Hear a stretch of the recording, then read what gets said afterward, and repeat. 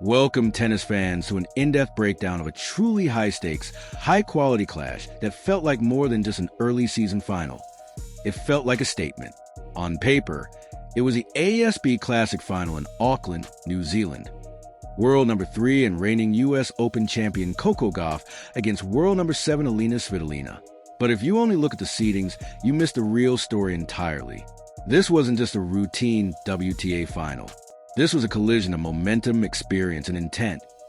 A match that carried early season pressure, usually reserved for the second week of a Grand Slam. Both players walked in not just aiming to win a title, but to send a message ahead of the Australian Open.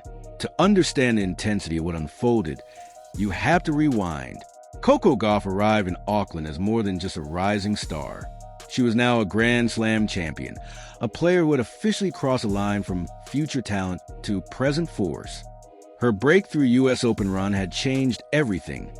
Confidence, expectations, and the way opponents approach her. Under the guidance of Brad Gilbert, she had refined key parts of her game, especially turning previously inconsistent patterns into reliable weapons, building a more complete and disciplined baseline structure. On the other side of the net, Elina Svitolina came in with something different but equally dangerous. Experience, resilience, and a history of thriving when underestimated. A veteran presence who understands how to absorb pressure, extend rallies, and turn matches into mental battles rather than pure shot-making contests. What followed wasn't just a final. It was a test of control versus composure, power versus patience, and two players refusing to give the other an easy moment from the very first ball. Coco Gauff brought into the season something far beyond results. She arrived with expectation that now followed her everywhere. Her rise at the U.S. Open, lifted by a roaring home crowd, didn't just win her a title, it transformed her identity in the sport. She was no longer just a breakthrough talent. She had become a target, the reference point, the player everyone studies and prepares for. But that elevation comes with a price. Every new season begins with the same question hanging over champions. Was that peak real, or was it a moment in time? Auckland became her first answer point. A title defense, a tone setter, and a test of whether her late-season dominance was the beginning of a new standard or just a brilliant run she now had to defend. Across the net stood Elina Svitolina, a player whose story carries a very different kind of weight. Her return to tennis, after stepping away to welcome her daughter Sky, reshaped how she competes. Coming back to the tour wasn't just about ranking or results. It was about rediscovering purpose. That shift has made her dangerous in a different way. Less distracted by expectation, more anchored in meaning, and often at her best in the most emotionally loaded moments. Her comeback has been marked by deep, emotional runs and performances that reminded the tennis world that time away didn't weaken her edge, it refined it. If anything, she returned with more clarity, more patience, and a sharper competitive instinct.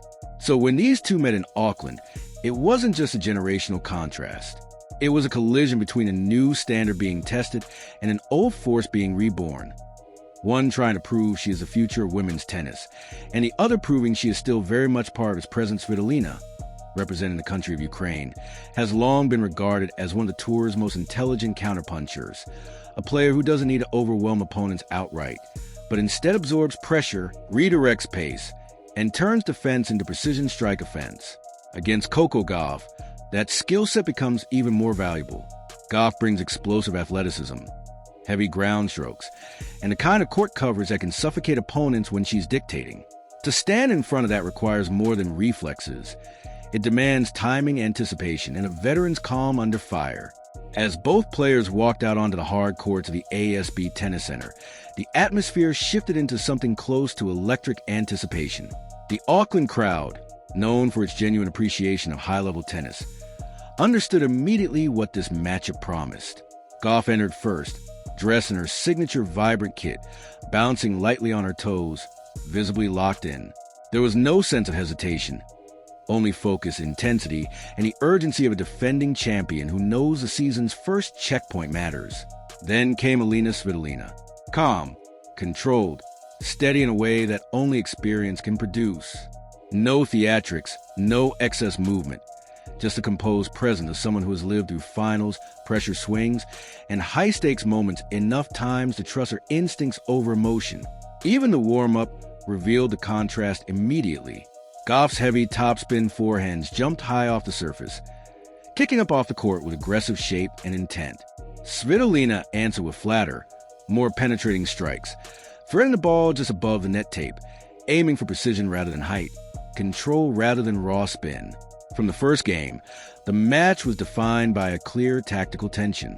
Gauff's plan centered on her serve, using it to establish control early in the point, push Svitolina behind the baseline, and dictate with her forehand. The goal was simple: impose power, shorten rallies, and prevent the counterpuncher from settling into rhythm. But Svitolina's presence ensured nothing came easy. Every ball had to be earned. Every opening had to be created.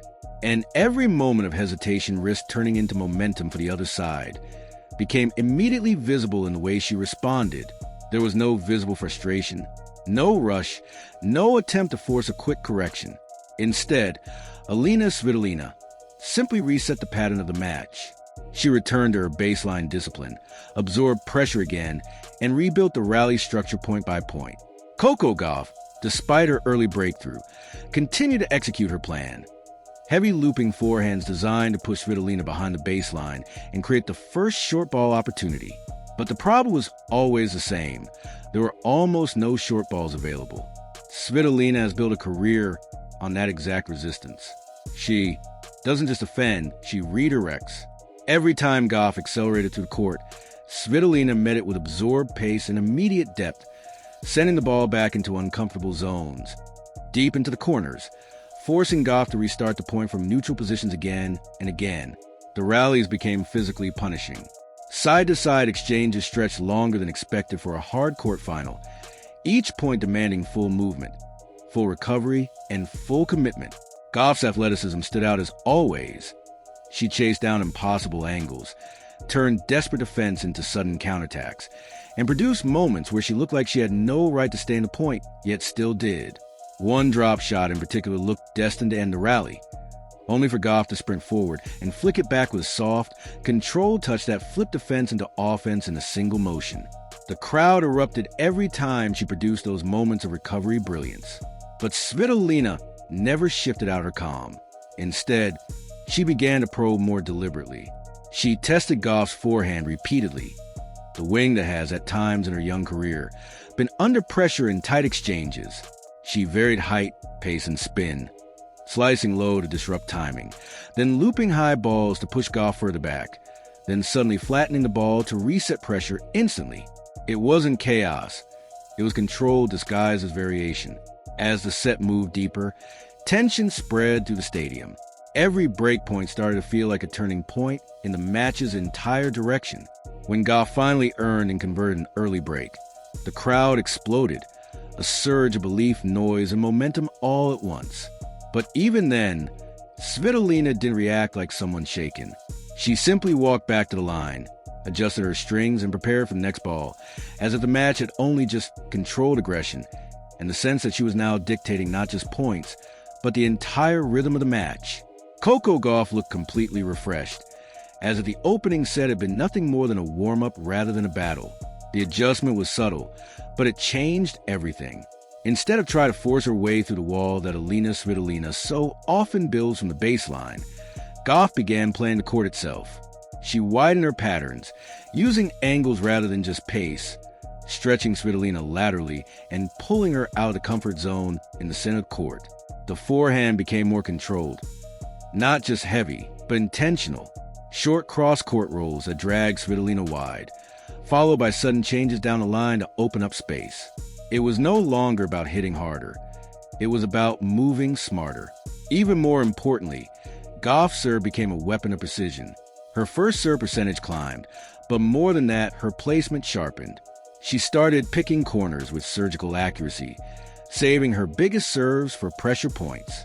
On the ad side, the kick serve out wide became especially damaging, pulling Svitolina off the court and immediately putting Gauff in control of the next ball. Under that pressure, Svitolina's service games began to feel heavier, not broken immediately, not overwhelmed, but stretched, each hole requiring more resistance, more retrieval, more defensive scrambling than before. Elina Svitolina was still fighting with everything she had, The defensive instincts were intact, the anticipation still sharp, the ability to absorb pace still world-class. But the volume of high-quality strikes coming from Gauff's racket was slowly tilting the balance.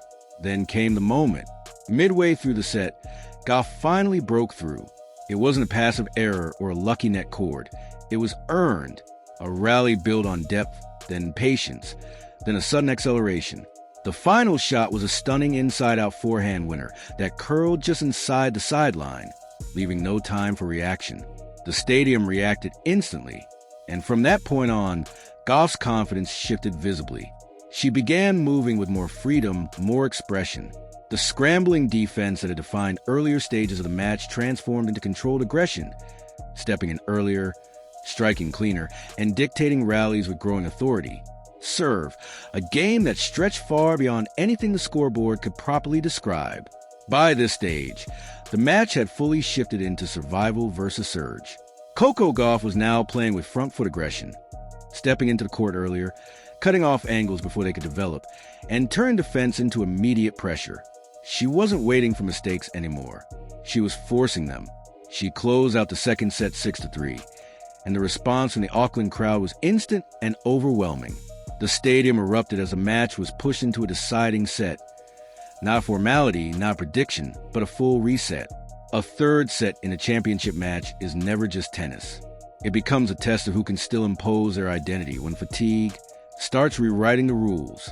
Both players had already been on court for nearly 2 hours, exchanging brutal baseline exchanges and absorbing punishment from the first ball. But as the decider began, the difference in physical freshness slowly became visible. Gauff, still in her teenage years, moved with a kind of explosive elasticity that never fully disappears, even under fatigue. She bounced between points, sharp and reactive, arriving early to neutral balls and accelerating through them with clean intent.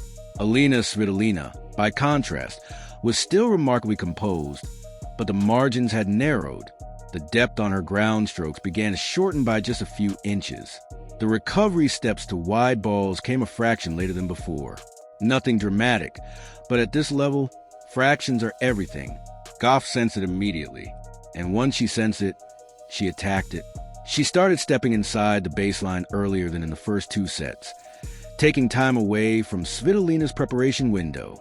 Instead of allowing the rally to build, she compressed it, hitting on the rise, redirecting pace quickly, and forcing the veteran into constant defensive resets. It began to dismantle the rhythm that Svitolina relies on. Then came the defining marathon game of final set, a prolonged battle on Svitolina's serve that tested everything left in both players. Long rallies, multiple break chances, momentum swinging back and forth like a pendulum that refused to settle. Every point felt like it carried extra weight. Every shot had consequence. And in that game, the entire match hung in balance. She stepped back to the line, knowing exactly what was at stake. Elina Svitolina fought off multiple break points with the kind of courage that defines champions at their limit, holding firm under pressure, finding first serves when it mattered most, and producing clutch shot-making that kept her alive in the game. But Coco Gauff never stopped coming, point after point.